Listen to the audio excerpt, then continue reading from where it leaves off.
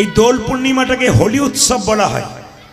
এইদিকে এইদিকে দোল পূর্ণিমাটাকে হোলি উৎসব বলা হয়। তো উৎসবটাকে হোলি বললো কেন? আসলে মায়েরা, হিরণ্যকশিপুর পুত্র ভক্ত প্রহ্লাদ কৃষ্ণ ভক্ত ছিল, কিন্তু তার বাবা ছিল কৃষ্ণ বিরোধী। ভক্ত প্রহ্লাদ হরিনাম করে, বাবা তাকে বারবার বাধা দেয়। এক সময় ভক্ত প্রহ্লাদকে তার বাবা জিজ্ঞেস করে, তুই যে হরি হরি করিস, তোর হরি কোথায় আছে? তো ভক্ত প্রহ্লাদ বলে, কোথায় নেই তুমি বলতে পারো? এ পৃথিবীর তুমি যে কোনো জায়গায় যাবে, সব জায়গায় হরিকে দেখতে পাবে, কোথায় নেই তুমি দেখতে পাবে। ভক্ত প্রহ্লাদের বাবা হিরণ্যকশিপু ভক্ত প্রহ্লাদের বুকে একটা পাথর বেঁধে জলে ডুবিয়ে দিয়েছিল। কিন্তু জল থেকে যখন ওঠানো হলো, জিজ্ঞেস করা হলো, হ্যাঁ রে, তোর মৃত্যু হলো না কেন? তো ভক্ত প্রহ্লাদ বলল, বাবা, হরিনামের এমনই গুণ, যে পাথরটা তুমি বুকে বেঁধে দিয়েছিলে, ওই পাথরটা হালকা সুরের মতো হয়ে গেছিল। ভক্ত প্রহ্লাদের মায়ের নাম ছিল কয়াধু। কয়াধুকে ভক্ত প্রহ্লাদের বাবা একটা বিষের নাড়ু দিয়ে বলেছিল, প্রহ্লাদের হাতে তুলে দাও, নিজের হাতে ছেলের মৃত্যু দেখে নাও। মা হয়ে ছেলেকে কখনো বিষের নাড়ু দিতে পারে? কিন্তু বাবার জন্য তাকে যেতে হলো। ভক্ত প্রহ্লাদ বলে উঠল, মা, তুমি দ্বিধাবোধ করছো কেন? তুমি আমাকে বিষের নাড়ুটা তুলে দাও, মৃত্যু যদি হয় তাহলে বিষ খেয়ে হবে। ভক্ত প্রহ্লাদের মা কয়াধু বলল, বাবা, আমি মা হয়ে তোর হাতে বিষের নাড়ু তুলে দিলাম, পৃথিবীতে প্রত্যেকটা মানুষ আমাকে মা বলবে না, আমাকে রাক্ষসী বলবে। তবে বিষের নাড়ুটা তুই ভগবানের নাম করতে করতে সেবা কর, কৃষ্ণের কৃপা হলে বিষ অমৃত হয়ে যায়। মায়েরা, ভক্ত প্রহ্লাদের মৃত্যু হলো না। আপনাদের জানা আছে কিনা জানি না, ভক্ত প্রহ্লাদের পিসির নাম ছিল মায়েরা হোলিকা। তো হোলিকার একটা আশীর্বাদ ছিল, বর ছিল, আগুন এসে প্রবেশ করবে কিন্তু কোনোদিন পুড়বে না। তা হিরণ্যকশিপু বোনকে দায়িত্ব দিল, এক কাজ কর, তুই প্রহ্লাদকে কোলে করে নিয়ে আগুনে ঢুকে যা, প্রহ্লাদ পুড়ে ছাই হয়ে যাবে আর তুই বেঁচে চলে আসবি। কিন্তু বাবা, কারো আশীর্বাদ, কারো বর তখনই সফল হয় যদি উপযুক্ত জায়গায় কাজে লাগায়, কিন্তু ভক্তের বিরুদ্ধে কাজে লাগালে কিন্তু তা নষ্ট হয়ে যায়। ভক্ত প্রহ্লাদকে কোলে করে নিয়ে মায়েরা হোলিকা যখন আগুনের মধ্যে প্রবেশ করলো, আশ্চর্য ব্যাপার হলো কি, উল্টো ঘটনা ঘটলো, হোলিকা পুড়ে ছাই হয়ে গেল, ভক্ত প্রহ্লাদ বেঁচে গেল। আপনার থেকে শিখে নিন, এই হোলিকা দাহন হলো বলে সেই দিন থেকে হোলি উৎসব চালু হলো। মায়েরা, হোলিকা দাহন হলো বলে সেই দিন থেকে হোলি উৎসব চালু হলো। এই যে আপনার চাঁচর, আপনার বিভিন্ন পুরনো জিনিসগুলো পুড়িয়ে দেন না, সেই পুড়িয়ে দেওয়া মানে কি? পুরাতনকে বিদায় দিয়ে নতুনকে আগমন করা, অশুভ শক্তিকে দূর করে শুভ শক্তির আগমন করা। কিন্তু দোল পূর্ণিমার সময় আমরা রং খেলা করতে করতে, কাদা ছুরি ছোড়াছুরি করতে করতে ভুলেই যাই আজকে কার জন্মদিন। সবচাইতে লজ্জার ব্যাপার, দোল পূর্ণিমার দিনও পর্যন্ত বাজারে মাংসের দোকানে ভিড় হয়। এর চাইতে লজ্জার আর কি হতে পারে? দোল পূর্ণিমার দিন স্বয়ং মহাপ্রভু এসেছিলেন। তা আপনাদের কাছে নিবেদন রইল, হোলি পূর্ণিমার দিনে মায়েরা ফাগ খেলেন আপনারা, কিন্তু আপনারা সবাই জেনে নিন, ফাগটা প্রথমে ভগবানের চরণে দেবেন, তারপর চরণে দেবার পর সেই ফাগটা আপনারা ভক্তের মাথায় দেবেন। ভগবানের চরণে না দিয়ে কোনোদিন ভক্তের মাথায় ফাগ দেবেন না, খুব মাথায় রাখবেন। প্রণামের নিয়মটা কি বলুন তো? দাদা ভাইয়েরা যখন প্রণাম করবেন, সবার কাছে নিবেদন রইল, যদি পারেন খুব ভালো হয়, কোনো অভিমান থাকবে না, অহংকার থাকবে না। যদি কারো ভেতর অহংকার থাকে বা পরে জন্ম নেই, অহংকার থাকবে না। যখনই কোথাও প্রণাম করবেন, মন্দিরে লম্বা হয়ে শুয়ে প্রণাম করবেন। দণ্ডবত মানে কি? লাঠির মতো লম্বা করে পড়ে। মায়েরা কিন্তু লম্বা হয়ে পড়ে প্রণাম করতে পারবেন না। যতগুলো মা এসছেন আপনারা শুনে নিন, আপনারা কোনো মন্দিরে দণ্ডবত প্রণাম করতে পারবেন না। আপনাদের পঞ্চাঙ্গে হাঁটু গেড়ে প্রণাম করতে হবে। প্রশ্ন করবেন কেন? আমি আপনাদের বুঝিয়ে দিই, যারা দাদা ভাইরা এসছেন, দণ্ডবত প্রণাম মানে অষ্টাঙ্গ প্রণাম। অষ্টাঙ্গ মানে 8টা অঙ্গ মাটির সঙ্গে ঠিকবে। দাদা ভাইরা যারা কীর্তন শুনছেন, মায়েরা শুনছেন, যখনই প্রণাম করবে তখন বাবাদের কিন্তু 8টা অঙ্গ মাটিতে ঠিকবে। কি কি? দুটো হাত লম্বা হয়ে পড়বে, তখন দুটো হাত মাটিতে ঠিকবে। দুটো পা কটা হলো? 4টা। দুটো জানু কটা হলো? 6। আর কি? একটা ললাট কপাল কটা হলো? 7টা। একটা কি? বক্ষ। এই বুকটা কিন্তু মাটিতে ঠিকতে হবে। মহাপ্রভুর আমলে নিয়ম ছিল, এখনকার যেমন আপনার জামা পরে কীর্তন শুনতে এসছেন, কিন্তু যখন দণ্ডবত প্রণাম কেউ করে না, প্রকৃত প্রণাম, তখন জামাটা কিন্তু খুলে দেয়। কেন বলুন তো? চরণ ধুলাটা যেন বক্ষে লাগে। এই বক্ষে লাগলে বিরাট উপকার আছে। বক্ষে চরণ ধুলো লাগলে খুব উপকার আছে।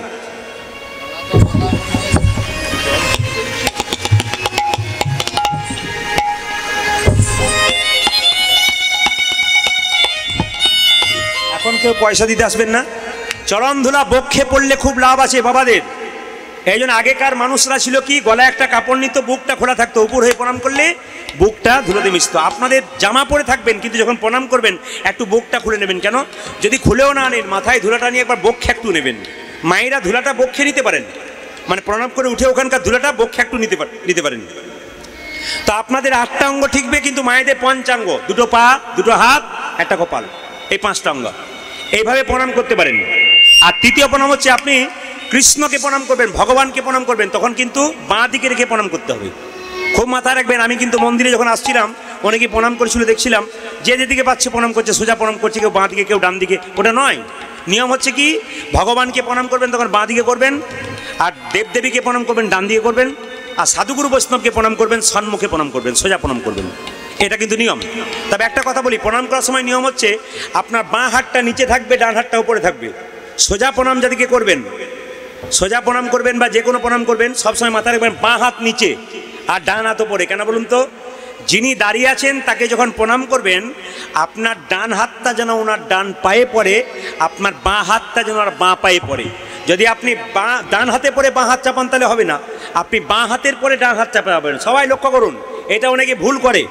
বাঁ হাতটার ওপরে ডান হাতটা চাপিয়ে নেবেন, তারপরে এরকম করে প্রণাম করবেন, প্রণাম কিন্তু সঠিক হবে। যেমন কৃষ্ণ এরকম করেছিল। কৃষ্ণ বাঁকা ছিল, লোকে বলছে কৃষ্ণ তুমি বাঁকা। কৃষ্ণ বলল আমি বাঁকা নয়, তোরা বোকা। প্রণামটা উল্টো করবি, তাই আগে থেকে উল্টে দিয়েই বসে আছি। ভগবান তাই আগে থেকে উল্টে দিয়ে বসে আছে। এই জন্য বাবা শিবও দেখবেন হাঁটু গেড়ে বসে থাকে। কেমন বলুন তো? উল্টে বসে থাকে। কেন? জানে যে প্রণামটা উল্টো করবে বলে। তবে একটা কথা বলি, আপনারা যারা প্রণাম করছেন, দূর থেকে কাউকে প্রণাম করার সুযোগ পাচ্ছেন না, তারা একটু নমস্কার করবেন, এটাতেই প্রণাম হয়ে যায়। কেন প্রণাম হয়ে যায়?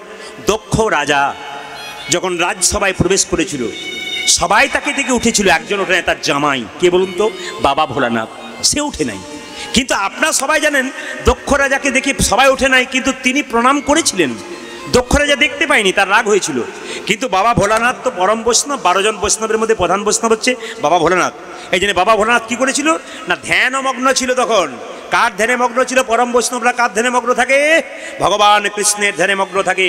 যখন ভগবান কৃষ্ণের ধ্যানে মগ্ন ছিল, তখন বাবা ভোলানাথ এরকম করে একটু নমস্কার করেছিল। ওটা কিন্তু তার দক্ষ রাজা শ্বশুরমশাই দেখতে পায় নাই। তা আপনারা এক কাজ করবেন, এরকম প্রণামও করতে পারেন, দূর থেকে একটু নমস্কার করবেন, তাতে আপনার প্রণাম হয়ে যাবে। আর একটা প্রণাম আছে, কেসি পালের ফোল্ডিং ছাতার মতো ফোল্ডিং প্রণাম।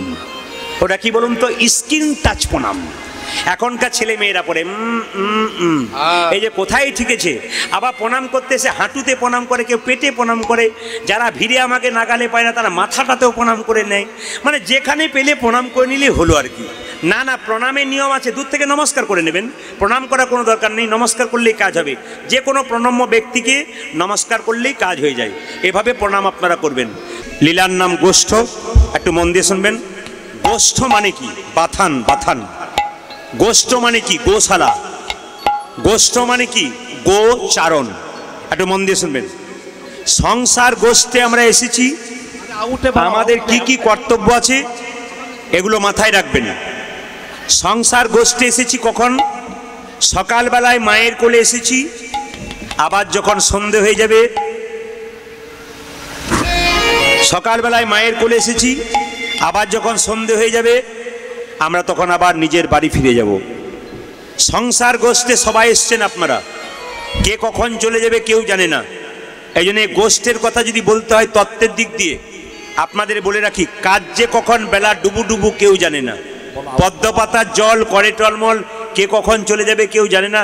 তাই যাবার আগে কিছু ভালো কাজ করুন, আপনাদের সংসার সুখময় হবে।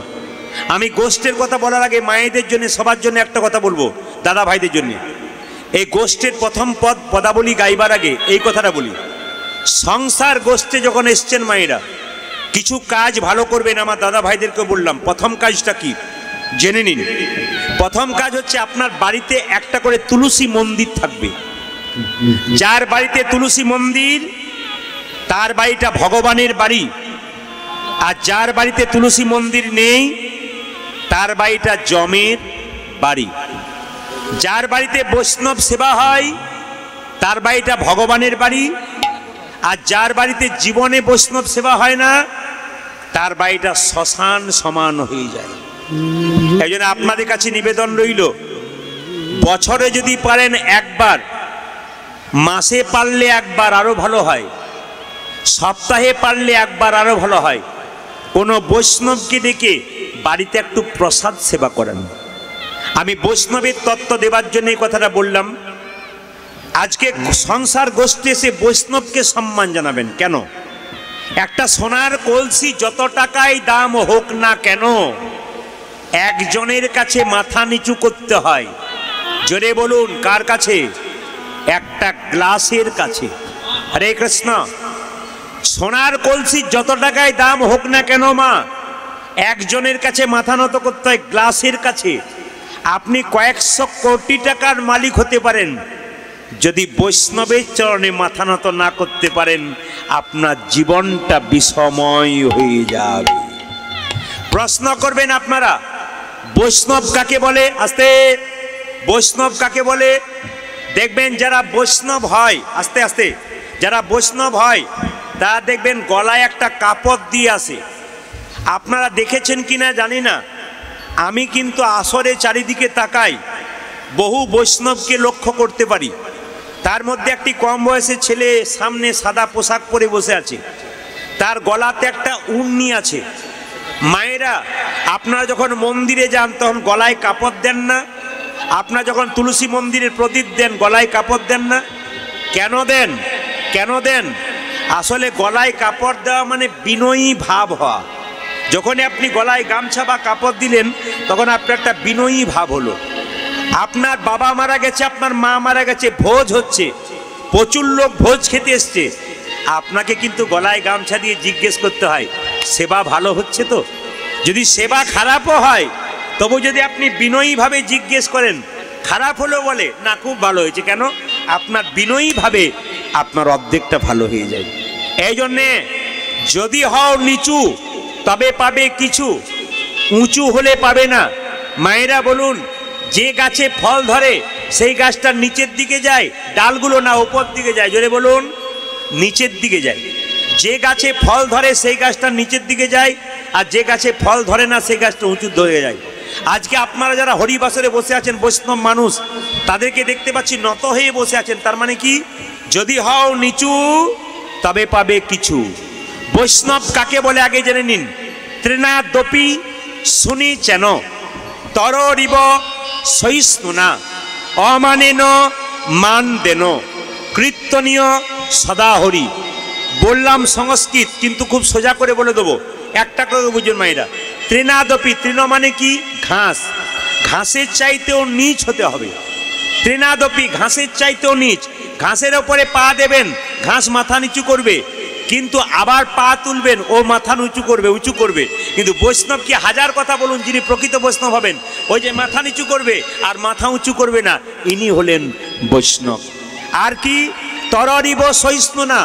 আপনি গাছ কাটছেন, যতক্ষণ না গাছটা মাটিতে পড়ছে ও আপনাকে ফল দান করছে, ছায়া দান করছে।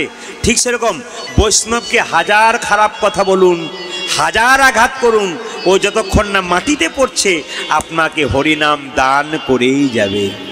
নদী জল দেয় নিজের জন্যে নয়, জগতের জন্যে। গাছ ফল দেয় নিজের জন্যে নয়, জগতের জন্যে। বৈষ্ণব নাম দেয় নিজের জন্যে নয়, আপনার আমার সকলের মঙ্গলের জন্য। অমানেন মান দেন, আস্তে, অমানেন মান দেন।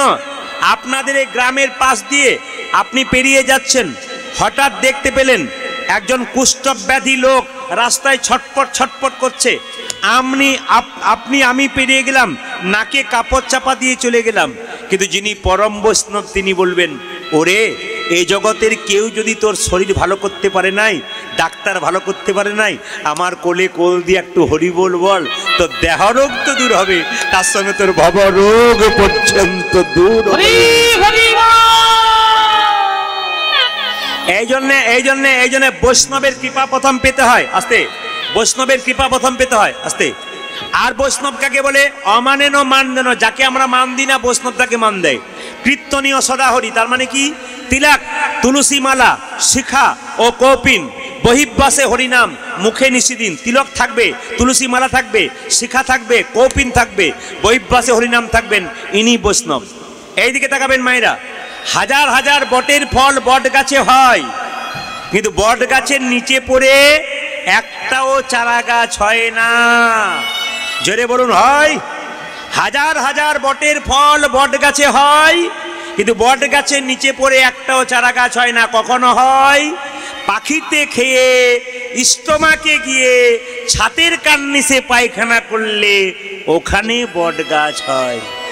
যাত্রার মুখে হরিনাম শুনলে আপনার কৃষ্ণ কৃপা হবে না, যতক্ষণ না বৈষ্ণবের মুখে মধুমাখা নাম শুনবেন ততক্ষণ আপনার ভেতরে কৃষ্ণ প্রেমের অঙ্কুর বীজ রোপণ হবে না।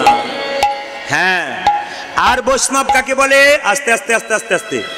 আর বৈষ্ণব কাকে বলে? খুব সুন্দর সুন্দর উদাহরণ দেবো, আপনারা শুনবেন। আর বৈষ্ণব কাকে বলে?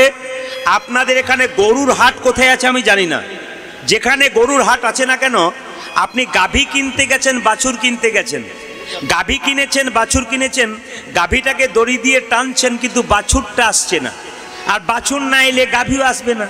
তাহলে আপনাকে কি করতে হবে? হ্যাঁ, বাছুরটাকে কোলে করে এগিয়ে যান, গাভীকে টানতে হবে না, গাভী বাছুরের পেছন পেছন আসবে।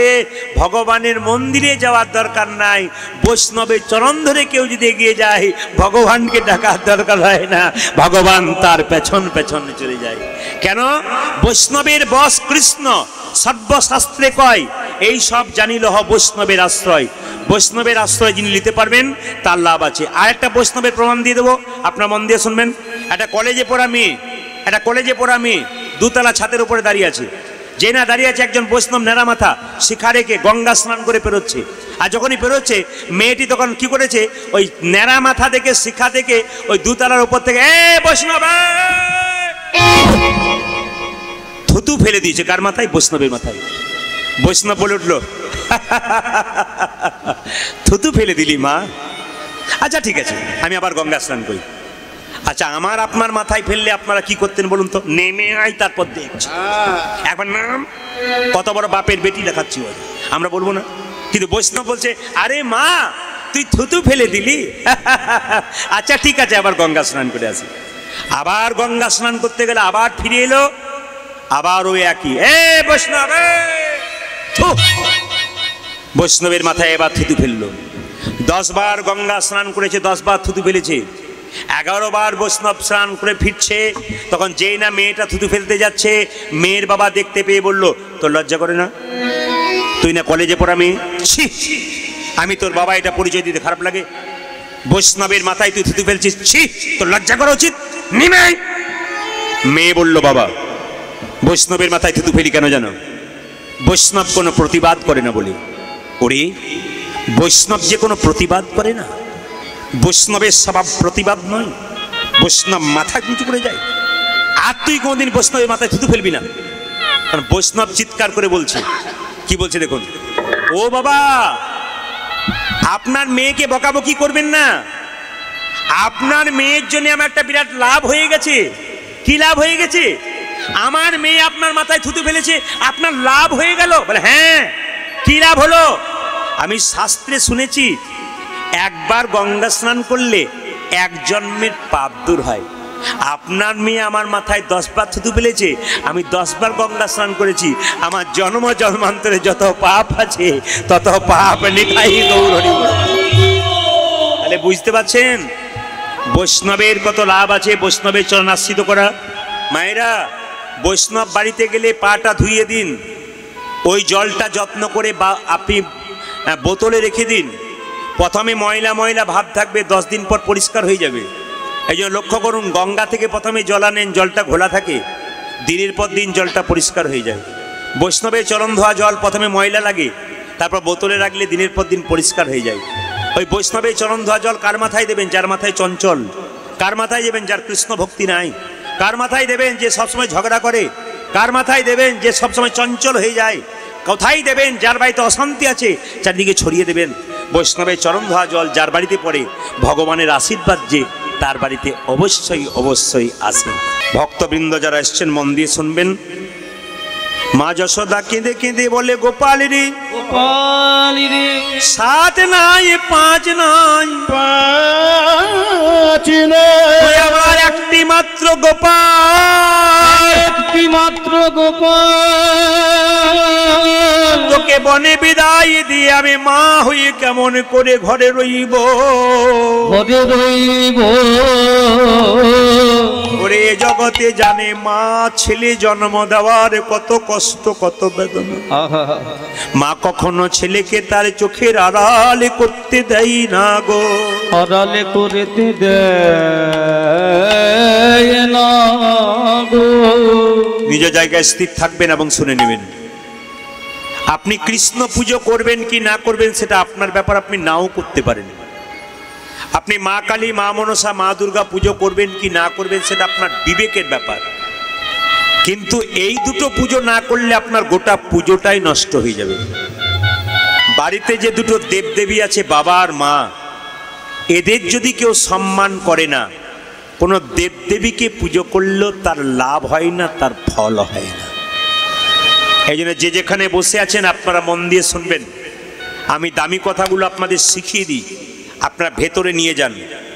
আমার গুরুদেব বললেন, গরু যখন খাবার খায় তখন তাড়াতাড়ি খায়, তারপর আস্তে আস্তে আস্বাদন করে, মানে কি? জাবর কাটে।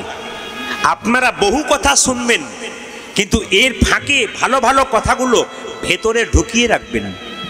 মাঝে মাঝে শুয়ে শুয়ে চিন্তা করবেন, জীবনে ব্যবহার করবেন, আপনার জীবন সুন্দর হবে না। কি বলেছি? বাবা মাকে যে ভালোবাসে না, পৃথিবীতে সে কাউকে ভালোবাসে না।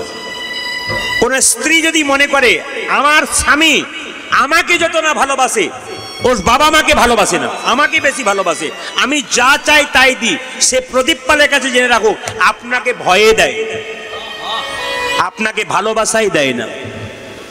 আপনি ঝগড়া করবেন, বিবাদ করবেন, এই জন্য ভয়ে দেয়, আপনাকে ভেতর থেকে ভালোবাসে না। আপনাকে ভেতর থেকে ভালোবাসবে কখন? আপনার চাওয়ার মাত্রাটা আপনার স্বামীর রোজগারের মধ্যে থাকবে তখন। আহারে, আপনাকে তার মর্মটা বুঝতে হবে, তিনি কত টাকা রোজগার করছেন, তার মধ্যে আমাকে নিতে হবে যেন তার কোনো কষ্ট না হয়। তবে বুঝবেন আপনি আপনাকে যেটা দিচ্ছে সেটা ভালোবাসাতে দিচ্ছে, ভক্তিতে দিচ্ছে। আর নইলে আপনি যদি মনে মনে এই ভেবে বসে নিয়েন ওনাদেরকে ভালোবাসে না, আমাকে ভালোবাসে, আপনাকে ভয়ে ভালোবাসছে। মায়ের মতো পৃথিবীতে কেউ আপন হয় না, এ জগতে বাবার মতো আপন পৃথিবীতে কেউ হয় না। আহা, মা হলো বাড়ির ছাদ, বাবা হলো বাড়ির ছাদ, মা হলো বাড়ির খুঁটি। যেদিন ছাদ আর খুঁটি ভেঙে যাবে সেদিন তোমার নিতাই গৌরী হরিব, নিতাই গৌরী হরিব। ভগবান কৃষ্ণ সুদামাকে বলেছে, সুদামারে সুদামারে এই জগতে 3 রকমের গুরু আছে, গুরু আছে, তার মধ্যে প্রথম গুরু পিতামাতা। পিতা মাতা যার থেকে জন্ম পেলি সে যদি খাবারের জন্য কেঁদে বেড়ায়, কেঁদে বেড়ায়, তবে তোর কৃষ্ণ ভোজে কোনো লাভ নাই রে লাভ সুদামা। নাই রে সুদামা। যতগুলো কম বয়সে ছেলে এখানে এসেছে তাদের কাছে আমার নিবেদন রইল, প্রদীপ পালের নিবেদন রইল, আজকে যে বয়সে তোমরা আছো 10 বছর পর সেই বয়স থাকবে না। 10 বছর পরে তোমার ছেলেটা দেখবে 20 বছরের হয়ে গেছে। তখন তুমি যদি কাউকে কাঁদাও, তুমি তৈরি হয়ে থাকো, তোমাকেও কাঁদাবার জন্য একজন বড় হচ্ছে। এই জন্য মায়েরা যারা মনে করছেন আমার শ্বশুর শাশুড়িকে দেব না, আমি আলাদা জায়গায় ছেলে মেয়েকে নিয়ে খাবো, ওদের মানুষ করব, আপনি ওদের মানুষ করতে যান নাই, আপনি অমানুষ করতে যাচ্ছেন। ওরা আপনার কাছ থেকে শিখছে বাবা মায়ের সঙ্গে ব্যবহারটা কেমন করতে হয়। আপনি যেমন ব্যবহার করবেন, আপনি পরবর্তীতে সেই ব্যবহারটার জন্য অপেক্ষা করে থাকুন। আমি একটা ছোট্ট প্রমাণ আমি আপনাদের দিদি যে যেখানে বসে আছেন, একবারে জীবন্ত প্রমাণ। আমার বাড়ির পাশে একজন ভদ্রলোক, ভদ্র মহিলা, একটি মাত্র বাচ্চা, বয়স কত? 5 বছর। সেই ভদ্রলোক, ভদ্র মহিলা তার শ্বশুর শাশুড়িকে, ভদ্রলোক নিজের বাবা মা আর তার স্ত্রী তার শ্বশুর শাশুড়ি হচ্ছে, তো ওদের শ্বশুর শাশুড়িকে কি করেছে ভদ্র মহিলা, একটা খড়ের ঘরে রাখে আর নিজেরা 2-3 জনে দালান ঘরে থাকে। এরা খায় কাঁসার থালায়, ওরা খায় পাথরের থালায়। আগেকার মানুষ। ছোট বাচ্চাটা প্রশ্ন করছে, 5 বছরের বাচ্চা, সরল মন, মা দাদু ঠাকুমা খড়ের ঘরে থাকে কেন? ওদের কাঁসার থালায় দাও না, পাথরের থালায় দাও কেন? তখন মা বলে, চুপ কর, বড় বড় কথা হয়েছে, এমন চর দেবো না দাঁতগুলো ঝরিয়ে দেবো, বুড়োমি হয়ে গেছে। কতদিন বলবেন ওই কথাটা? কতদিন বলবেন আপনি? ওই ছেলের যখন 15-20 বছর বয়স হবে, ওই কথাটা আপনি বলতে পারবেন যখন আপনার সামনে আঙুল তুলে বলবে? আপনি আজকে বলতে পারছেন।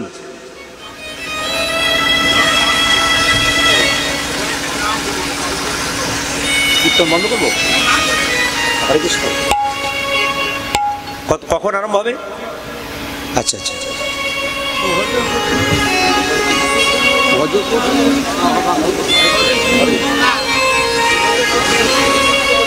তো আপনাদের বলে যাই, যে যেখানে আছেন একবার স্তব্ধ হয়ে, ছেলে যখন বড় হয়ে গেল আস্তে আস্তে, তার যখন 20 বছর বয়স হলো, কলকাতা থেকে ফেরত এলো পড়াশোনা করে, তখনও পর্যন্ত থেকে দাদু ঠাকুমার বয়স হয়েছে, তাদেরকে খড়ের ঘরে রাখে আর নিজেরা দালান ঘরে থাকে।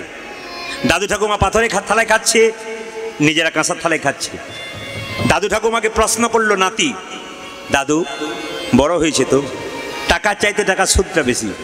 আপনারা যারা দাদু হয়েছেন তারা জানতে পারবেন, ছেলেকে যত না ভালোবাসেন, আপনার নাতি নাতনিকে তার চাইতে বেশি ভালোবাসেন। প্রশ্ন করছে দাদু, বলে কি তোমরা পাথরের থালায় খাও কেন? 20 বছর বয়স হয়ে গেছে ছেলের। তোমরা পাথরের থালায় খাও কেন? তোমরা কেন খড়ের ঘরে থাকো? তখন দাদু বলছে, কিছু মনে করিস না ভাই, আমরা পুরনো যুগের মানুষ তো, এই মানে যাতে ঝগড়া না হয় আর কি, এইটাই ভালোবাসি, আমাদের ঘরের ঘরটাই ভালো, পাথরের থালাটা ভালো, আমাদের সব ভালো লাগে না, তোর কোনো চিন্তা নেই। দাদু ছোট ছিলাম তখন তুমি আমাকে বুঝিয়েছিলে, মা আমাকে ভুল বুঝিয়েছিল, আমি আজকে ভুল বুঝবো না। আজকে কিন্তু পাথরের থালা দুটো আমাকে দাও। যেই না জোর করে পাথরের থালা দুটো টেনে নিয়ে চলে গেছে, এক জায়গায় আড়ালে রেখেছে, তার মা যখন খাবার দিতে এসছে, চিৎকার করে বলছে শ্বশুর শাশুড়িকে, এই যে থালা দাও, পাথরের থালাগুলো কই? চুপ। পাথরের থালাগুলো কই? চুপ। পাথরের থালাগুলো কই? চুপ। হঠাৎ বলে উঠলো তার ছেলে, এসে বলল, মা পাথরের থালা আমি রেখে দিয়েছি। কেন? দাদু ঠাকুমাকে তুমি কাঁসার থালায় দাও না কেন? আমি বড় হয়েছি, আজ তুমি আমাকে বলতে পারবে না যে চরে দাঁত ভেঙে দেবো। আমি বড় হয়েছি, আমার কথা তোমাকে শুনতে হবে। বড় তুমি দাদু ঠাকুমাকে দাও না কেন? চুপ। একবারে চুপ, উত্তর নেই। কাঁসার থালায় দেবে না পাথরের থালায় ওদেরকে দেবে? তখন সঙ্গে সঙ্গে তার মা বলে উঠলো, পাথরের থালাগুলো কই? ছেলে বলল, মা আমি যত্ন করে রেখে দিলাম। বলে কেন? তোমরা যখন বুড়ো হবে তখন ওই পাথরের থালা দুটোতে তোমাদের দুজনকে আমি খাবার দেব। নিবেদন আপনাদের সামনে বাবা, যদি কেউ এরকম কাজ করেন তবে সাবধান থাকবেন। আপনাকে কিন্তু ছেলে বড় হলে ভোগ কিন্তু করতে হবে। একজনকে আপনি দেবেন না, তার দীর্ঘ নিঃশ্বাস ফেলবে। বাবা মা কোনোদিন অভিশাপ দেয় না, কিন্তু বাবা মায়ের চোখের জল সংসার অভিশপ্ত হয়ে যায়। আর মা কেমন জেনে রাখুন, পেটের মধ্যে যখন বাচ্চা থাকি বাড়ির সবাই ঘুমাইয়ে যায়, কিন্তু মা ঘুমায় না। ঘুমাই না আমার মা সারা রাত্রি জেগে থাকে, নিজের গর্ভ যন্ত্রণা কষ্ট পেয়ে সন্তানকে জন্ম দেয়। জন্মের পর কত দেবী দেবীর মন্দিরে কেঁদে কেঁদে বলে, প্রভু আমার আমার এই ছেলে যদি কৃষ্ণ ভক্ত হয়, এই ছেলে যেন ভালো হয়। তোমাকে আমি পুজো দেব মন্দিরে। তোমার জন্যে মা এত করলো, তুমি তার জন্যে কি করলে? হসপিটালে বাচ্চা হতে গেল, মা বেড শয্যায় ছটপট ছটপট করছে। ডাক্তার বাবু বলল মায়ের বাঁচার আশা নেই, ছেলে বাঁচতে পারে। মা তখন মৃত্যুর সময় কেঁদে কেঁদে বলল, ডাক্তার বাবু আমি যদি মরে যাই, মরে যাব, আমার খোকা যেন বেঁচে থাকে। তাই আমার খোকা যেন বেঁচে থাকে,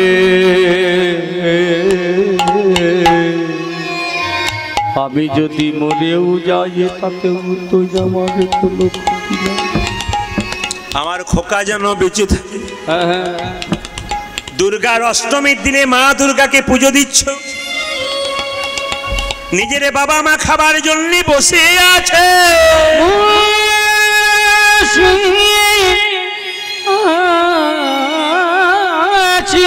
শুনবেন সবাই, নিজের বাবা মা দুটো খাবার জন্য ঘরে বসে আছি।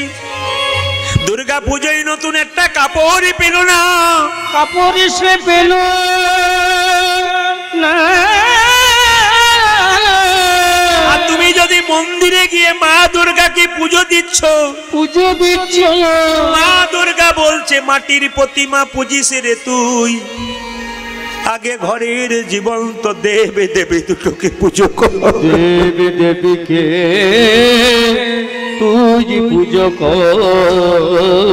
যার জন্য পৃথিবীতে এলি তাকে যদি পুজো না করলি, তবে আমায় পুজো করে কোনো ফল পেলি না। আমায় পুজো করে কোনো ফল পেলি না। সবচাইতে দুঃখের ব্যাপার কি জানেন? একটা মায়ের পেটে একটা বাচ্চার 10 মাস 10 দিন জায়গা হয়। সেই ছেলে বড় হয়ে পড়াশোনা করি, যখন কোচবিহারের বাজারে ফ্ল্যাট কিনে, তখন নিজের গর্ভধারিণীর একদিনের জন্য জায়গা হয় না। এমন পড়াশোনার কি দাম আছে? কি দাম আছে? যে বিদ্যা মা বাবাকে ভালোবাসতে শেখায় না, সে বিদ্যার কোনো দাম নাই, যতই বিদ্যা গ্রহণ করো কেন। বিদ্যা গ্রহণ কর। মায়ের মতো আপন পৃথিবীতে কেউ হয় না, বাবার মতো আপন পৃথিবীতে কেউ হয় না।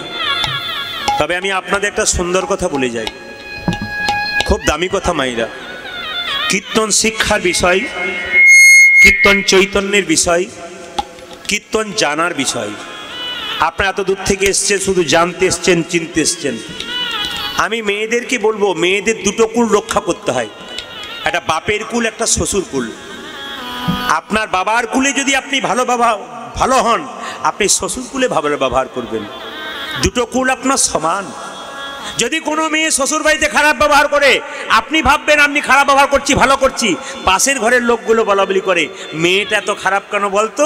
আসলে মেয়েটার বাবার বংশটা ভালো নয়। আপনার নিজের বাবার বংশের মান রাখার জন্যে প্রত্যেকটা মেয়ের কর্তব্য থাকবে, ওই সংসারের প্রতি আপনার ভালোবাসা থাকবে, এই সংসারের প্রতি ভালোবাসা থাকবে। মেয়েরা দেখবেন বাপের বাড়ি কখন থেকে যায় না, যখন থেকে তার মা বাবা মারা যায়। কোন মেয়ের যদি মা বাবা মারা যায়, সে আর বাপের বাড়ি যায় না। বাপের বাড়ি যায় না। কেঁদে কেঁদে বলে, আর কার কাছে গিয়ে দাঁড়াবো? কেঁদে কেঁদে বলে, আমি আর কার কাছে গিয়ে দাঁড়াবো? আমার বাবা বেঁচে ছিল, সেও চলে গেল, মাও চলে গেল, আমার ভালোবাসার মানুষই দুটো চলে গেল, আমি কার কাছে গিয়ে দাঁড়াবো? মায়ের মতো আপন আর কেউ হয় না, বাবার মতো আপন আর কেউ হয় না। আচ্ছা, আপনারা যদি কারো ভগবানের পায়ের দিকে লক্ষ্য করেছেন তাহলে কি করেছেন জানি না, আপনারা দেখবেন ভগবানের পায়ে দুটো নুপুর থেকে একটা ছোট একটা বড়। আশ্চর্য হবেন, ভগবানের ডান পায়ের নুপুরটা ছোট আর গোবিন্দের বাঁ পায়ের নুপুরটা বড়। ভগবানের ডান পায়ের নুপুরটা কি ছোট, এই গোবিন্দের ডান পায়ের নুপুরটা ছোট আর গোবিন্দের বাঁ পায়ের নুপুরটা বড়। এখন প্রশ্ন করবেন, এই যে দুটো নুপুর, এই দুটো নুপুর পূর্বজন্মে কে ছিল একটু জেনে নিন। রামচন্দ্র ত্রেতা যুগে 14 বছরের জন্য বনবাসে গেল। এইদিকে হারালো কাকে? মা সীতাকে। এইদিকে আমার দিকে তাকাবেন, সীতাকে হারিয়ে রামচন্দ্র কি করছে না, সীতাকে হারিয়ে ওই তীর ধনুকটাকে এরকম করে গালে নিয়ে চিৎকার করে বলছে, সীতা।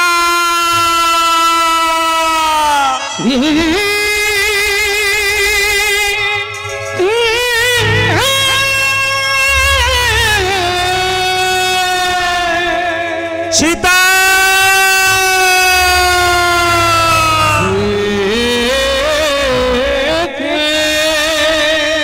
সীতা